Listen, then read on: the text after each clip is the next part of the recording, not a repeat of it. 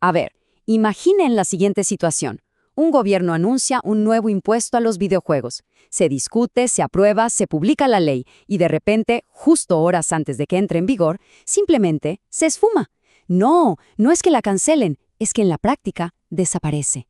Bueno, esa es la increíble pero cierta historia que vamos a analizar. Y aquí es donde nos preguntamos qué pasa cuando una ley básicamente nace y muere el mismo día. Este fue un caso de política fiscal a una velocidad de vértigo que dejó a toda una industria, digamos que, bastante confundida. Así que vamos a ver qué fue lo que pasó exactamente. Ok, para entender este tremendo giro de guión, hay que ir al principio. Todo empieza el 7 de noviembre de 2025. Ese día se publica una nueva reforma fiscal que, entre muchas otras cosas, traía una sorpresita. Un impuesto especial nuevecito apuntando directamente a una parte muy específica de la industria de los videojuegos. Y aquí está el número clave de toda esta historia, un 8%. Esa era la tasa del nuevo IEPS que se iba a sumar al precio de venta de ciertos videojuegos. Un cargo extra que se suponía todos empezarían a ver en sus compras. Y la palabra clave aquí es, claro, se suponía. Entonces, ¿a qué juegos iba a afectar? Bueno, la ley era súper específica. No era para todos, ¿eh? Apuntaba únicamente a los juegos clasificados para adultos. Estamos hablando de los que tienen violencia intensa, contenido sexual, lenguaje muy fuerte o la posibilidad de apostar dinero de verdad. Y ojo, esto aplicaba para todo, ya sea un disco físico o una descarga digital. Pero, ¿por qué? ¿Cuál era la justificación para crear este impuesto? Como siempre, hay una razón oficial, al menos en el papel. Y en este caso, el argumento del gobierno se centraba en dos cosas: la salud pública y, supuestamente, la protección de los menores de edad. La lógica oficial era más o menos así. Por un lado, querían hacer estos juegos más caros para que menos gente los comprara, en especial los más jóvenes. Y por otro, el gobierno decía que estos juegos generaban costos de salud pública porque los vinculaban con temas como la agresión o la ansiedad.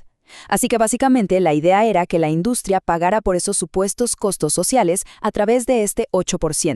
Y aquí es donde la cosa se pone complicadísima, porque esto no era tan fácil como nada más subir el precio un 8% y ya.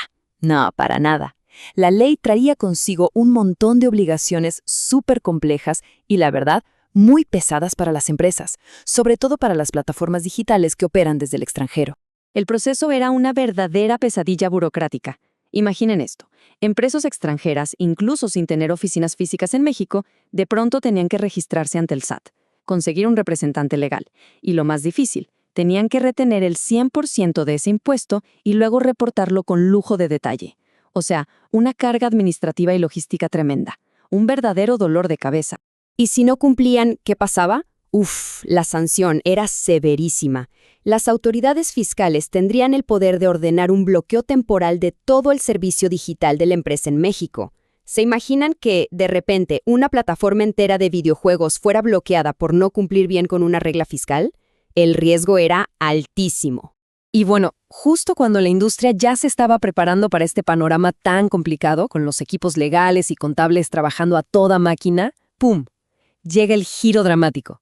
El 31 de diciembre de 2025, sí, en plena víspera de Año Nuevo y a un solo día de que el impuesto se activara, se publica un decreto presidencial que lo cambió absolutamente todo. Pensemos un momento en las fechas, porque es increíble. La ley se publica el 7 de noviembre. La industria corre para tratar de adaptarse. Y el 31 de diciembre, en el último suspiro del año, todo da un vuelco. Se publica un decreto horas, literalmente horas, antes de que el impuesto fuera una realidad. ¿Y qué decía este famoso decreto? La clave está en este número, 100%.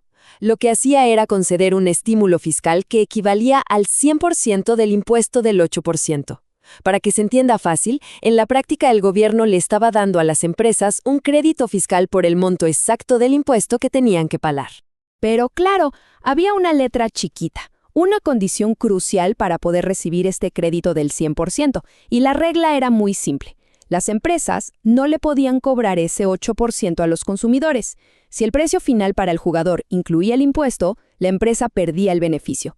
Básicamente el gobierno estaba diciendo, mira, te perdono el impuesto, pero solo si no se lo cobras a nadie. Y con esa única condición, el impacto real fue, inmediato y total. Este decreto no fue solo un alivio. No. En la práctica fue como si hubieran borrado por completo el impuesto original y todas sus consecuencias. Así que, de un día para otro, lo que iba a ser un aumento de precio del 8% y una pesadilla administrativa para las compañías, se convirtió, pues, en nada. El impuesto seguía existiendo en la ley, sí, pero el decreto lo había dejado completamente sin efecto en el mundo real. El efecto fue total. A ver, la tasa del 8% quedaba neutralizada por el crédito del 100%.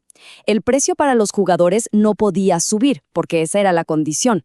Todas las obligaciones de registro, de reportes, de papeleo para las empresas, suspendidas. Y lo más importante, el riesgo gigantesco de que bloquearan un servicio digital desaparecía por completo. O sea, para que quede claro, el decreto fue una solución de un solo golpe. Liberó a las plataformas de tener que retener el impuesto, de la necesidad de inscribirse en el SAT para este fin y de tener que reportar información de sus operaciones. Básicamente fue como apretar el botón de deshacer para todas las cargas administrativas que la ley había creado. Entonces, problema resuelto, ¿no? Parecería que sí. Bueno, no tan rápido.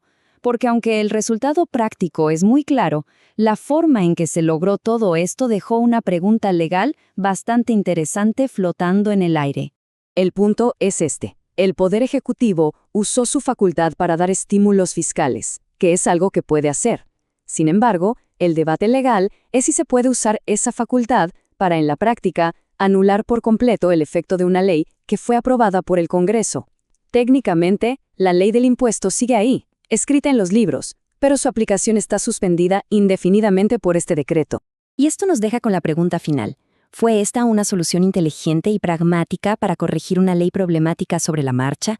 ¿O fue un uso, digamos, cuestionable del Poder Ejecutivo para anular al Congreso sin tener que pasar por todo el proceso legislativo otra vez? Una pregunta que, por ahora, no tiene una respuesta fácil.